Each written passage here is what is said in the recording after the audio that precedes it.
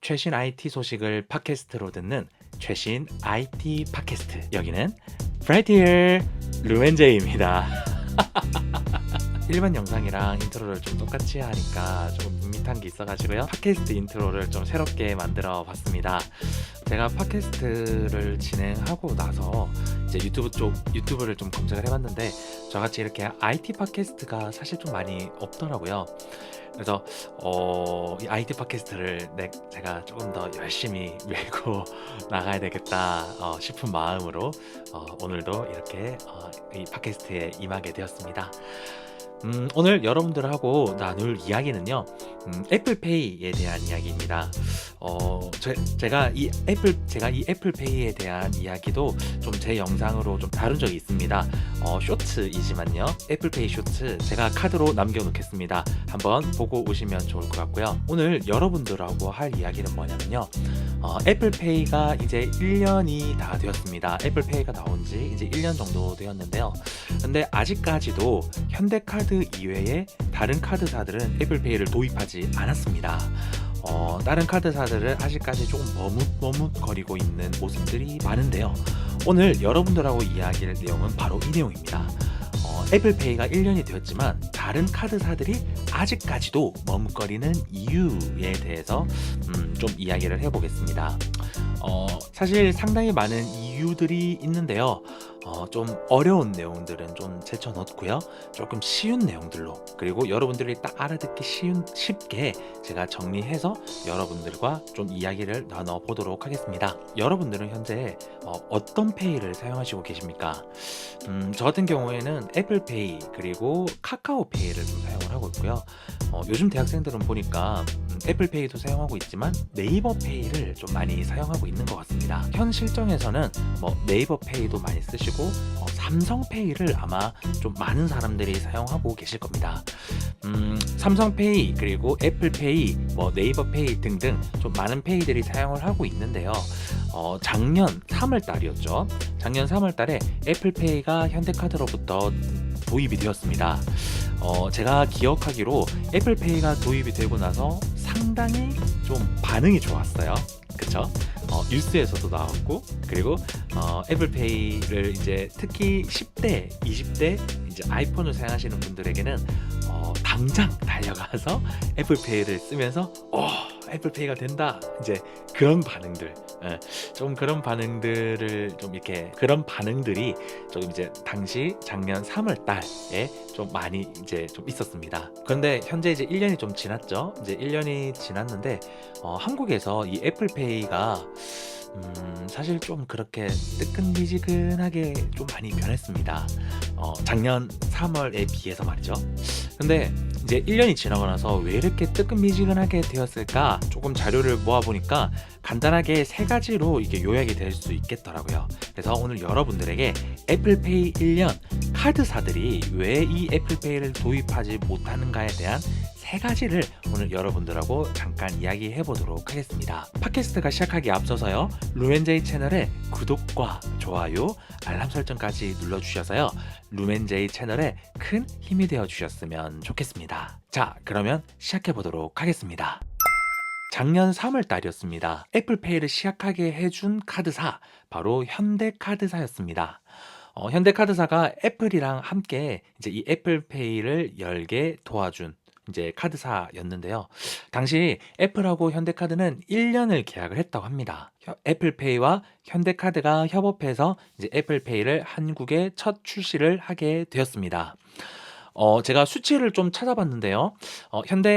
현대카드가 당시 이제 출시하고 나서 이제 한 달 동안 이 현대카드가 애플을 통해서 이제 얻은 신규 카드, 이제 애플페이를 오픈하고 나서 이제 그 뒤 한 달간 약 35만 장의 신규 카드를 발급했다라고 합니다. 저도 그 한 사람 중 한 명이죠. 네. 35만 장의 카드가 이 애플페이가 열리고 나서 새롭게 이제 발급이 되었다라고 해요. 근데 이제 이 35만 장 중에서 거의 발급한 사람들이 거의 다 MZ 세대라고 합니다. 즉 20 대들이 가장 많이 발급을 했다고 해요. 이제 이 35만 장 중에서요. 20 대가 51% 였다라고 하고요. 30 대가 28% 그리고 40 대가 12% 순으로 1 등, 2 등, 3등 순이 되었는데요. 즉 20 대가 거의 반이 넘었다라고 합니다. 그런데 이제 좀 신기한 것은요. 이 한 달 뒤에 이제 신규 인원수가 이제 조금씩 줄어드는 현상이 생겼다라고 합니다. 즉 한 달 반짝 하고 이제 2 달째, 3 달째부터는 이 신규 회원 수가 좀 급격하게 좀 내려갔다라고 해요. 이제 여기에서 신규 회원들이 줄어든 이유들이 분명히 많을 겁니다. 그런데 이제 여기에서 이제 애플페이의 문제, 이제 여기서 애플페이에 대한 이야기들을 좀 나눌 수 있을 것 같습니다. 제가 방금 이야기했던 대로요. 다른 카드사들이 애플페이를 도입하지 않은 큰 3 가지 이유가 있습니다. 첫 번째는요.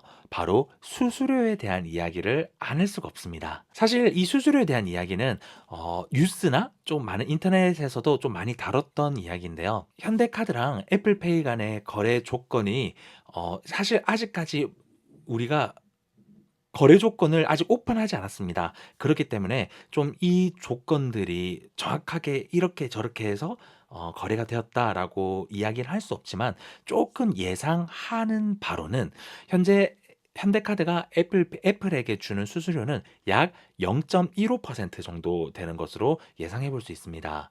이거는요. 현재 애플페이를 도입한 다른 나라들 이제 미국 같은 경우에도 0.15%고요. 중국은 0.03% 굉장히 낮죠. 그리고 이스라엘도 0.05%를 도입을 하고 있다고 합니다. 좀 이렇게 생각을 하면요. 다른 국가에 비해서 좀 확연하게 한국에서의 수수료가 조금 높은 편이기는 합니다. 그리고 이 높은 수수료 때문에 다른 카드사들도 현재 조금 애플페이를 좀 도입하는 게 꺼려하는 이유 중 하나이죠. 두 번째는요. 자영업자들의 NFC 기기 도입에 대한 문제입니다. 애플페이는요. NFC 기반입니다. 이거는 좀 삼성페이 간의 또 다른 결제 방식인데요. 삼성페이와 다른 결제 방식이기 때문에 이 NFC 기기를 가지고 있는 가게만이 좀 이 애플페이를 결제를 할 수가 있습니다. 그렇기 때문에 작년에 애플페이가 오픈이 되었음에도 불구하고 애플페이를 결제할 수 없는 가게들이 진짜 많았습니다. 뭐 이제 이 1 년이 지나고 나서 좀 많이 사용처가 늘어나기는 했지만 큰 기업에서만 결제를 할 수 있지 작은 동네 마트라든지 아니면 동네 슈퍼 등등등 좀 동네에서는 아직까지 NFC 기반으로 결제가 불가능한 것이 사실입니다. 제가 지인으로부터 이야기를 많이 들었는데요. 조금 수도권에는 그래도 좀 많이 NFC 기계가 설치가 됐다고 해요. 그런데 이제 제가 사는 지방에서는 아직까지 NFC 기기가 좀 설치가 되어 있지 않은 곳들이 많이 있습니다. 그렇기 때문에 이 NFC 기기가 설치가 되어야 되는데 다른 카드사들이 보기에 이 NFC 기기를 설치하는 것부터가 사실 문제입니다. 제가 좀 찾아봤는데요. NFC 기기를 설치하는데 적어도 15만 원에서 20만 원 정도 든다고 합니다. 그렇기 때문에 이 NFC 기계를 15만 원 내지 20만 원을 주고 설치하기에는 좀 자영업자들에게는 조금은 부담이 될 수가 있는 가격대입니다. 그리고 이게 설치가 되어 있지도 않을 뿐더러 큰 수수료를 가지고 다른 카드사들이 이 애플페이를 가지고 와야 될 메리트가 사실 크게 없는 것이 사실입니다. 이것 말고도 다른 카드사들이 애플페이를 도입하는 것 말고도 조금 더 큰 메리트들이 아직까지는 많이 있기 때문입니다. 수익을 내야 되는 카드사 입장에서는요. 애플페이가 아직까지는 다른 카드사들에게는 좀 큰 메리트가 없는 것도 사실이라는 것이죠. 이 NFC 기기도 상용화가 되려면 조금 제 개인적인 생각은 한 3년 내지 5년은 더 기다려야 되지 않을까 싶습니다. 1 년이 지났음에도 불구하고 지방에서는 아직까지 NFC 기기를 많이 사용 안 하기 때문이죠. 마지막 세 번째입니다. 이건 제 개인적인 생각으로 좀 결정적인 이유인 것 같은데요.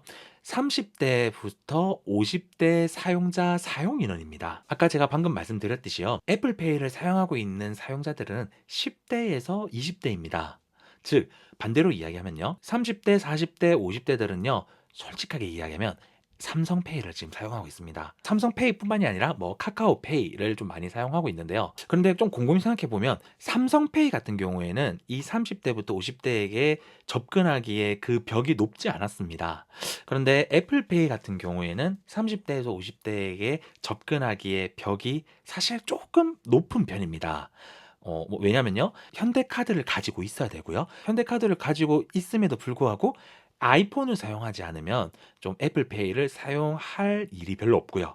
즉 애플페이와 아이폰을 가지고 있어야만 이 애플페이를 사용을 할 수가 있는데 삼성페이 같은 경우에는 그렇지 않죠. 갤럭시만 하나만 갖고 있으면 삼성페이를 사용할 수 있는 것.